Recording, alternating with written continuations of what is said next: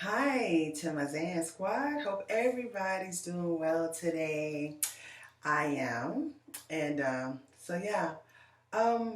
of sad though, a little bit sad because I was looking at the news last night and they were speaking about those residents who were residing and are residing in Lake Charles.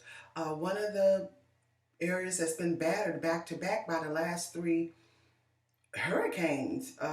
Delta just destroyed them all over again.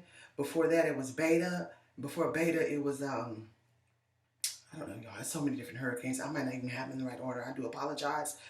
But initially, what happened a little bit over a month ago, that in particular hurricane, a lot of people lost their homes. There was no electricity for like a month. Um, they were displaced. I spoke about this in a previous video to Houston and Austin, all these different places. And then when they were in the hotels in these particular cities, they were put out the hotels, saying FEMA was saying they were going to send them somewhere else because, as we know, Houston and Austin also get battered with bad storms. All this stuff on the Gulf Coast is like really, really bad. Um, so those people were already displaced and couldn't get back to their homes. Some of those people went back to their homes when the lights and stuff came back on just to see that they didn't even have a home. They began to rebuild. Unfortunately, some of those people who I don't know, it's so many different scenarios. Who had stayed at their house, whose house wasn't affected from the last storm, wasn't as bad. Now they've lost their home. This one lady, she was explaining that she lived in that house. That house was an inheritance to her from her parents, and how they grew these trees when she was a kid. And these trees were among us now, and how the tree either toppled on her house or either the tree was, she was scared that she was going to have to just cut the tree down anyway. And I don't know why, because her house had already been affected. But there's so many different situations, so many different experiences out there. So I'm thinking, as a prepper, what do you do when you just when you have lost everything?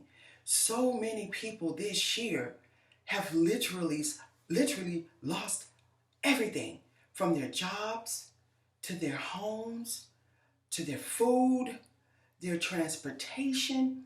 What do we do when these things happen and you have nobody to call on? Even if you have family members who are in other parts of the world or America, do you want to impose on them during these times that are so crucial? I know I wouldn't. Even though some of them may really mean from their hearts, they want you to come down, and some of them just, you never know until you get there. It's just really uncomfortable when you're not in your own home, or you're not in your own, you don't control the situation around you when this comes to your living conditions.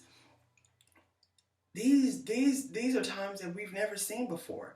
Even the people in California who are experiencing those fires. I spoke in another video about one of those situations. They had all their preps in the house. They waited too late to get out. They didn't think that they were, at first the fires were far away from their home. And then within a week later, they had to get out. Lost their home, lost all their preps. So y'all, this is why it's imperative. We have to really think outside of the box these days.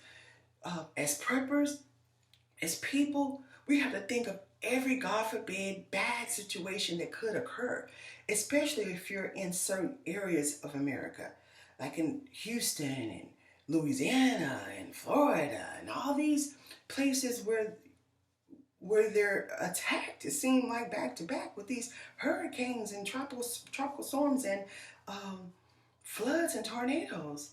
On the West Coast, they have to be concerned with fires. On the East Coast, they have to be concerned with extreme weather conditions, especially in the winter. And all those people in New York, they have to really be concerned with a second wave. They're closing down certain boroughs right now, shutting them down now because the coronavirus is increasing once again in New York. They were shut down really longer than everybody. And then they eventually start having these stages where are reopening.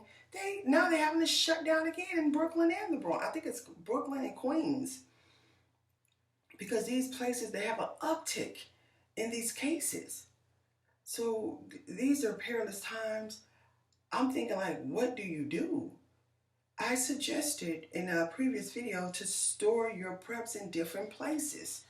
This is very important. Don't have all your things in one place. And if you only have one home, think about having a vehicle somewhere else away from that home. Sometimes, like, you may want to have a vehicle somewhere else, because I use a vehicle at times when I want to. I have done it before. I have a home right now, but we don't for how long. But I have used vehicles. I've lived in vehicles before. So we have to think like this, and we can't have all of our things in one place. We just can't. You just can't afford to do that these days and times. So I wish you guys the best. Be blessed and not stressed. If you're looking for land, if you're looking for non-perishable items, generators, and speaking of generators, they were speaking of a family. Let me go back to that. You can always go to zanherald.com if you're looking for these things. Like I say in every video, you don't have to get them from me, but just get them. But speaking of generators, they were speaking about a situation with one family who died. A couple of families, unfortunately, who died in Lake Charles because they had the generators running. Apparently, they didn't know how to properly use them, and I'm assuming they got these generators after what they experienced with the first two hurricanes, and they just didn't want to leave their home again for the third one. A lot of people were saying, look, we just don't want to leave again. It was horrible to leave. We couldn't get back to our homes. We couldn't get back to our things. So a lot of them just stayed there and waited out, and now they don't have nothing. So you guys, it's imperative that we just stay prepping, stay paying attention to the news. I listen to mainstream media just to see what kind of agenda they pushing, but I get mainly my news here on YouTube. A lot of people just gonna tell it how it is on YouTube. They're not gonna be afraid, unfiltered. So pay attention to the weather, pay attention to what's going on, and try to keep every dime and dollar you can outside of your preps, and even do your preps on a budget. All right, you guys, if you like what you're hearing, please give me a thumbs up. I'm trying to build a channel, so if you guys would subscribe, that would help me out a lot. And just stay safe out there. Until next time, peace.